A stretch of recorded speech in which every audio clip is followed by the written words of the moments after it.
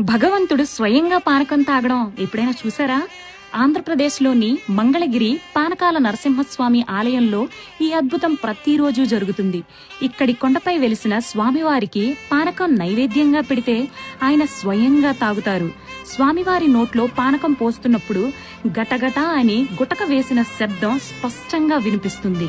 ఎంత పానకం పోసినా అందులో ఖచ్చితంగా సగభాగాన్ని మాత్రమే స్వామివారు స్వీకరించి మిగిలిన సగాన్ని భక్తులకు ప్రసాదంగా బయటకు వదిలేస్తారు. మంగళగిరి కొండ నిజానికి నిద్రాణమైన అగ్నిపర్వతం. సైన్స్ ప్రకారం భూగర్భంలో ఉండే సల్ఫర్ కాంపౌండ్స్ వల్ల అగ్నిపర్వతాలు బద్దలవ్వచ్చు. అయితే బెల్లం పానకంలో ఉండే కార్బోహైడ్రేట్లు, గ్లూకోజ్ అంశాలు కొండ లోపల ఉన్న సల్ఫర్ వంటి రసాయనాలతో చర్య జరిపి ఆ వేడిని చల్లబరుస్తాయని ఒక బలమైన శాస్త్రీయ నమ్మకం ఉంది. అందుకే శతాబ్దాల క్రితమే మన పెద్దలు స్వామివారికి పానకం పోసే సాంప్రదాయాన్ని ప్రారంభించారు.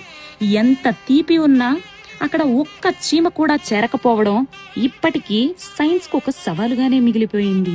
కొండపై ఉన్న ఎగువ నరసింహస్వామినే మనం పానకాల నరసింహస్వామి అంటాం. ఇక కొండ కింద ఉన్న దిగువ నరసింహస్వామిని శ్రీ లక్ష్మీ నరసింహస్వామి అంటాం. ఈ లక్ష్మీ నరసింహస్వామి